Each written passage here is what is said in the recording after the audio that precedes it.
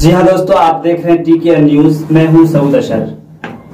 TKN news के खास programme में इस वक्त हम हैं प्रभात कोचिंग सेंटर में, जिनके बच्चे इस बार प्रखंड टॉपर हुए। प्रमोद कुमार ने 458 अंक लाकर प्रखंड और फिर अपने गुरुजनों, अपने माता पिता, अपने प्रखंड का नाम रोशन किया है। हमारे साथ आप देख रहे हैं प्रभात सर हैं, जो प्रभात कोचिंग सेंटर के डायरेक्टर भी हैं और शिक्षक भी हैं, और हमारे साथ जसीम सर हैं जो वहां के शिक्षक भी हैं।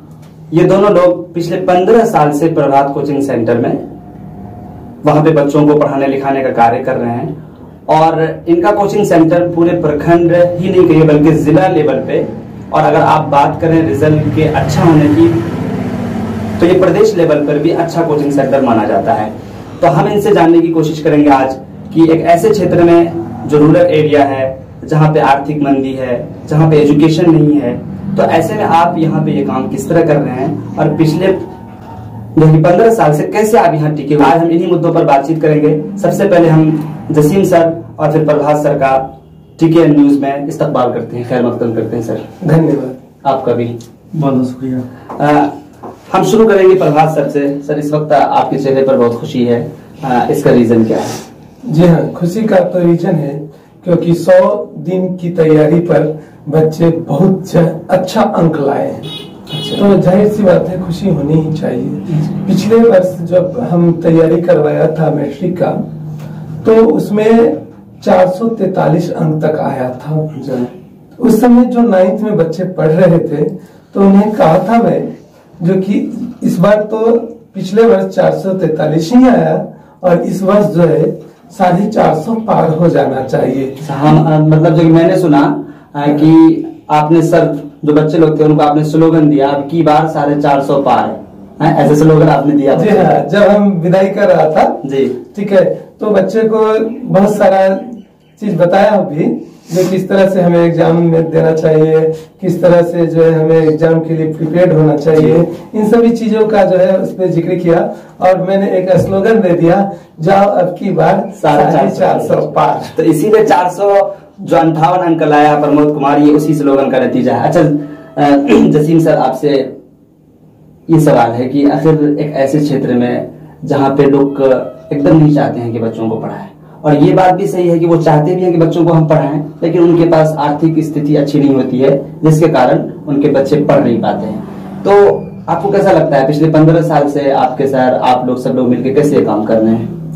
देखिए, ये जो क्षेत्र है, खासतौर पे डगरवा क्षेत्र, यहाँ शिक्षा का माहौल अगर देखा जाए तो पिछले 5 से 7 साल पहले उतना अच्छा नहीं था, लेकिन पिछले 5 साल या 7 साल में एक तरह से कह सकते हैं कि एक क्रांति आई है। अच्छा। और उस क्रांति का क्रेडिट यहाँ के जो बुद्धिजीवी हैं, शिक्षकगण हैं, सभी कोचिंग संस्थान, खासतौर पे मैं प्रभात कोचिंग सेंटर से पिछले 6-7 साल से जुड़ा हुआ हूँ, तो मैं देख पा रहा हूँ कि यहाँ के बच्चे पूरे प्रखंड से अव्वल लाकर अपने जिले में, अपने प्रखंड का नाम जिले ही नहीं बल्कि राज्य लेवल पर अच्छा काम करके, अच्छा रिजल्ट लाके पूरा मतलब रोशन कर रहे हैं। अच्छा, तो आपको जो कठिनाई होती है एजुकेशन के काम में, है ना, एक सिस्टम चला रहे हैं, मामूली बात नहीं है, तो इसमें जो कठिनाई है आर्थिक स्थिति से रूप बहुत ज्यादा, मतलब वो जो पैसे होते, चूंकि भाई कुछ भी तो पेट तो चलना चाहिए सर, तो ऐसे में उसको आप कैसे कवर करते हैं? देखिए, जहाँ तक पेमेंट की बात होती है,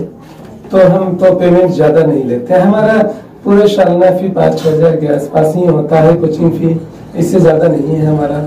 फिर भी इसमें भी बच्चे नहीं दे पाते हैं। जो बच्चे नहीं दे पाते हैं कि उनसे तो कुछ कहा ही नहीं जा सकता जी, ठीक है, क्योंकि वो कहते हैं हमें पास है ही नहीं सर, तो हम दो कहाँ से। अच्छा। और जो कुछ तबके के हैं जो जानते हैं कि सर को पेमेंट नहीं देंगे तो होगा नहीं, तो किसी भी संस्था को चलने के लिए पेमेंट तो चाहिए ही चाहिए, तो जो भी दे देते हैं जो फी में, तो हम लोग उनको लेकर उनको पढ़ा देते हैं। आप मतलब इसको यूं कहिए कि गुरु दक्षिणा के रूप में आपको जो मिल जाता है वो स्वीकार कर लेते हैं। जो हम लोग को गुरु दक्षिणा के रूप में मिल जाता है वो स्वीकार कर लेते हैं। अच्छा जसीम सर, मैं यहाँ पर एक बात कहना चाहूंगा कि पिछले मतलब 6 साल से जब से मैं इस इंस्टीट्यूट से जुड़ा हूँ, इससे पहले मैं इस इंस्टीट्यूट का छात्र भी रह चुका हूँ, और एज ए टीचर जब से मैं जुड़ा हूँ तो मैनेजमेंट भी बहुत कुछ देखना पड़ता है। तो मैं देख पा रहा हूँ कि बहुत ऐसे छात्र आते हैं जो कि देने के सक्षम नहीं होते हैं। अच्छा, ऐसे भी छात्र आते हैं। तो हम लोगों ने उस छात्र के लिए बिल्कुल जहां तक उससे हो सके, अगर 50% नहीं तो 30% या फिर कुछ भी अगर नहीं भी हो सके, लेकिन हम लोगों ने उस बच्चे को प्रोत्साहन दिया है। और हम लोगों ने देखा है कि उसमें से भी कुछ बच्चे ऐसे निकले हैं जो कि अपने कोचिंग से टॉप किए हैं, जो कि हम लोगों के लिए बहुत गर्व की बात है, खुशी की बात है। अच्छा, एक सवाल आपसे ये प्रभात सर कि जब डिस्ट्रिक्ट वाइज सूची बनती है लिटरेसी रेट की, जी जी, तो 543 डिस्ट्रिक्ट में पूरे देश में पूर्णिया जिला उसका जो नाम आता है उस सूची में सबसे निम्न स्थान पर होता है। जी जी, हम सबको बहुत ही मतलब अच्छा नहीं लगता है कि हम जो वहां से बिलोंग करते हैं जो लिटरेसी रेट में सबसे नीचे है, और आप भी वहीं से बिलोंग करते हैं। जी, तो इसको आप कैसे देखते हैं? देखिए, जब जिले वाइज की बात करता हूँ तो हमारा जिला तो बहुत पिछड़े के रेट से आ रहा है, लेकिन यहाँ यह देखा जा रहा है कि शिक्षा के मामले में धीरे धीरे जो परिवर्तन आ रहा है। जो जब मैं पढ़ाना स्टार्ट किया था 2005 में, तब हमारे यहाँ भी ना 10 से 15 लड़का ही फर्स्ट डिवीजन किया करता था। अच्छा, आज जब 15 वर्ष के बाद जब मैं पढ़ाता हूँ तो 100 स्टूडेंट में लगभग 80 बच्चा जो है वो फर्स्ट डिवीजन ही कर जाता है, चाहे वो किसी तरह से कर जाए। यानी कहने का मतलब वो 400 प्लस लाके करता है। जैसे आज जो है 20 लड़का के आसपास जो है 420 में 400 प्लस किया है, 458 तक लाया। तो एवं उसी प्रकार जो है वो फर्स्ट डिवीजन कर जाता है। ठीक है, जब वो फर्स्ट डिवीजन, जो बच्चा का अच्छा मार्क्स होता है वो फर्स्ट डिवीजन करने के बाद हमारे यहाँ रहते नहीं, हमारे यहाँ इंटर की 800 होती है, कॉमर्स होता है, लेकिन जो बच्चा यह ज्यादा अंक लाने पर यह चाहते हैं या उसके परिवार यह चाहते हैं कि मैं आगे पढ़ाऊं, तो मैं उनको अपने कोचिंग से जो है पूर्णिया भेज देता। कितना तो ऐसे हैं जो आर्थिक रूप से मजबूत हैं, वो छात्र पटना चले जाते हैं, कोटा चले जाते हैं और वो सब वहां से पढ़ाई करते हैं। अच्छा, ठीक है। हाँ, हमारे यहाँ से जो है बहुत सारे छात्र जो है दिल्ली भी गए हैं। तो इस तरह से धीरे धीरे कोशिश करके आप वो जो एक दाग है ना पूर्णिया डिस्ट्रिक्ट के ऊपर लिटरेसी रेट में बहुत नीचे, उसको खत्म करने का जज्बा आप लोगों के अंदर है? हाँ बिल्कुल, हम लोगों की कोशिश रहती है कि क्षेत्र के बच्चे, खासतौर पे हम लोग जिस क्षेत्र से बिलोंग करते हैं वो ग्रामीण क्षेत्र है और यहाँ पर शिक्षा के प्रति लोगों में उतनी जागरूकता नहीं है, लेकिन हम लोगों ने अच्छा रिजल्ट, जैसे अभी आप देख सकते हैं कि 2021 में अच्छा रिजल्ट आया। जब अच्छा रिजल्ट आया तो मैं बुआरी गांव से बिलोंग करता हूं, वहां पे 3 बच्चों ने 400 प्लस किया है। अच्छा, और मैं कल से ही देख पा रहा हूं कि जो बच्चे हैं और वहां के जो गार्जियन हैं काफी खुश हैं और आगे पढ़ाने को लेकर उत्सुक हैं। अच्छा, तो कहीं ना कहीं इससे एक माहौल बनता है। तो हम लोगों की ये कोशिश रहती है कि बच्चा अच्छा करे और उससे दूसरे लोग प्रभावित हो और दूसरे लोग शिक्षा के प्रति जागरूक हो। अच्छा, ये सर चूंकि होता है कि पिछले सालों में रिजल्ट देखेंगे तो जो बच्चे क्रॉस करते हैं उनका क्रॉस का रीजन अगर मैंने जो अब तक महसूस किया वो ये होता है कि मातृभाषा जो होती है उसमें लोग फेल कर जाते हैं सर। तो ऐसे में आपके यहाँ संस्कृत मातृभाषा है ना, उर्दू मातृभाषा है, तो जो संस्कृत और उर्दू है, तो अभी फिलहाल हम संस्कृत की बात कर लेते हैं, उसके लिए क्या आपके पास? देखिए, संस्कृत के लिए जो हमारे पास है, मैं जब क्लास करवाता हूँ तो संस्कृत के लिए 3 मंथ का टाइम देता हूँ, यानी 100 डेज। अच्छा, ठीक है। उसके लिए 45 मिनट से जो हमारे टीचर आते हैं 45 मिनट से अलग टाइम देते हैं। अलग से जो कोचिंग टाइम हमारा 2 घंटा का है तो वो 2 घंटा 45 मिनट यानी 3 घंटा हो जाता है जी। यानी वो 100 दिन जो है उसका संस्कृत के लिए, उर्दू के लिए, हिंदी के लिए अलग से टाइम दी जाती है। अच्छा। ताकि वो जो है संस्कृत और उर्दू में या हिंदी में, ये बोर्ड में जो 200 मार्क्स का होता है जी, जैसे मैथ जो हो गया वो 100 हो गया जी, जी। फिर साइंस 100 हो गया, उनका फिजिक्स, केमिस्ट्री, बायोलॉजी लेकर, ठीक है। उधर social science, history, geography, political, ये सब मिलाकर, इकोनॉमिक्स मिला के 100 का हो जाता। तो उसमें 200 का जो सब्जेक्ट होता है, या तो हिंदी संस्कृत के साथ है जी, या तो संस्कृत ये उर्दू हिंदी के साथ है। तो इसमें 200 का जो मार्क्स है ये किसी भी रिजल्ट के लिए बहुत बड़ा मायने रखता है। बिल्कुल सही बात। इसलिए मैं इसके लिए 45 मिनट का टाइम से 1 घंटे का टाइम जो है वो अलग से देता हूँ, ताकि बच्चे को जो है उसका 200 मार्क्स आने में कोई दिक्कत नहीं हो। अच्छा जैसे सर, चूंकि आप पर तो जिम्मेदारी होती है, तो ऐसे में उर्दू का जो क्लास होता है वो किस तरह से लेते हैं आप और कितने दिन पढ़ाई करता है?